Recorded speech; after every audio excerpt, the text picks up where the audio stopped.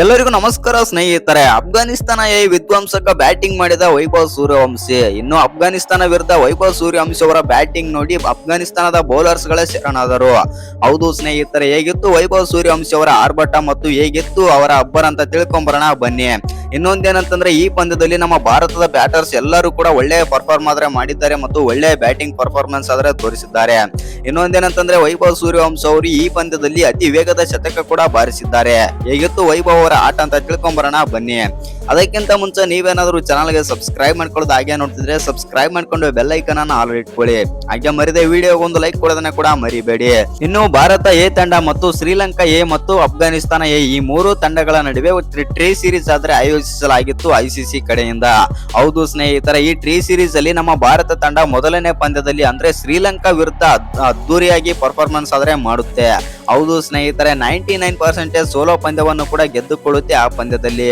ಆದ್ರೆ ಆ ಪಂದ್ಯದಲ್ಲಿ ವೈಭವ್ ಸೂರ್ಯವಂಶಿ ಅವರು ಕೇವಲ 14 ರನ್ ಆದ್ರೆ ಬಾರಿಸಿದ್ದಾರೆ. ಆ ಕಾರಣದಿಂದಾಗಿ ಎಲ್ಲ ಅಭಿಮಾನಿಗಳಿಗೂ ಕೂಡ ತುಂಬಾನೇ ಆದ್ರೆ ನಿರಾಸೆ ಆಗಿತ್ತು ಅಂತಾನೆ ಹೇಳ್ಬಹುದು. ಇನ್ನು ಆ ಪಂದ್ಯದ ಸ್ವಲ್ಪ ಹೈಲೈಟ್ಸ್ ಬಗ್ಗೆ ಸ್ವಲ್ಪ ನೋಡೋದಾಯ್ತು ಅಂತಂದ್ರೆ, ಆ ಪಂದ್ಯದಲ್ಲಿ ನಮ್ಮ ಭಾರತ ತಂಡ ಟಾಸ್ ಗೆದ್ದು ಮೊದಲು ಬ್ಯಾಟಿಂಗ್ ಆದ್ರೆ ಮಾಡುತ್ತೆ ಮತ್ತು ಕೇವಲ 277 ರನ್ ಆದ್ರೆ ಹೊಡಿತಾರೆ, 6 ವಿಕೆಟ್ ಕಳ್ಕೊಂಡು. ಇದರಲ್ಲಿ ಪ್ರಭ್ಸಿಮ್ರನ್ ಸಿಂಗ್ 2 ರನ್ ಆಡಿದ್ರೆ ವೈಭವ್ ಸೂರ್ಯವಂಶಿ 14 ರನ್ ಮಾತ್ರ ಆಡುತ್ತಾರೆ. ಇನ್ನು ಪ್ರಿಯಾಂಶ್ ಆರ್ಯನು ಕೂಡ ಹೇಳಿಕೊಳ್ಳುವಂತ ಪರ್ಫಾರ್ಮ್ ಆದ್ರೆ ಮಾಡೋಲ್ಲ. ಆ ಪಂದ್ಯದಲ್ಲಿ ಕೇವಲ 32 ರನ್ ಆದ್ರೆ ಆಡ್ತಾರೆ. ಆದರೆ ಋತುರಾಜ್ ಗಾಯಕ್ವಾಡ್ 101 ರನ್ ಮತ್ತು ತಿಲಕ್ ವರ್ಮಾ 60 ರನ್ ನಿಂದ ಕಾರಣದಿಂದಾಗಿ ನಮ್ಮ ಭಾರತ ತಂಡ ಮೊದಲು ಬ್ಯಾಟಿಂಗ್ ಮಾಡಿ 277 ರನ್ ಆದ್ರೆ ಹೊಡಿತಾರೆ. ಹೌದು, ಶ್ರೀಲಂಕಾ ಎ ತಂಡ ಒಂದು ಹಂತದಲ್ಲಿ ಚೇಸ್ ಮಾಡೋಕೆ ತುಂಬಾನೇ ಆದ್ರೆ ಸಲೀಸಾಗಿತ್ತು ಅಂತ ಹೇಳ್ಬಹುದು ಅವರ ಬ್ಯಾಟರ್ ಗಳಿಗೆ.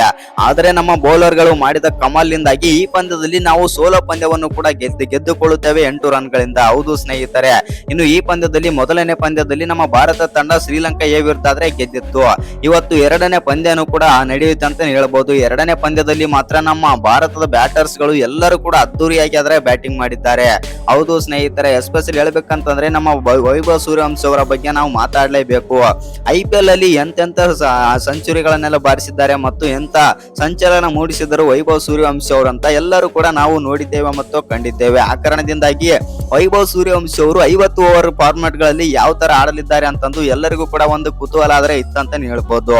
ಆದರೆ ಈ ಪಂದ್ಯದಲ್ಲಿ ಮಾತ್ರ ವಿಧ್ವಂಸಕ ಬ್ಯಾಟಿಂಗ್ ಆದ್ರೆ ಮಾಡಿದ್ದಾರೆ ವೈಭವ್ ಸೂರ್ಯವಂಶಿ.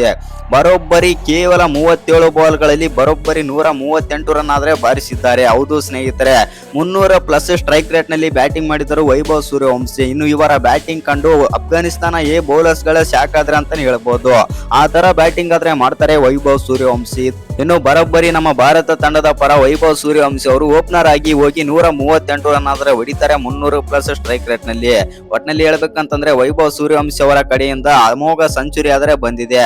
ಇನ್ನು ಎಲ್ಲರ ಬಗ್ಗೆನೂ ಕೂಡ ನಾವು ಮಾತಾಡಲೇಬೇಕು. ಪ್ರತಿಯೊಬ್ಬ ಬ್ಯಾಟರ್ ಕೂಡ ಇವತ್ತಿನ ಪಂದ್ಯದಲ್ಲಿ ಪರ್ಫಾರ್ಮ್ ಆದ್ರೆ ಮಾಡಿದ್ದಾರೆ ಮತ್ತು ಟೋಟಲ್ ಆಗಿ 468+ ರನ್ ಆದ್ರೆ ಕಲೆ ಹಾಕ್ತಾರೆ ನಮ್ಮ ಭಾರತ ತಂಡ 50 ಓವರ್ ಗಳಲ್ಲಿ.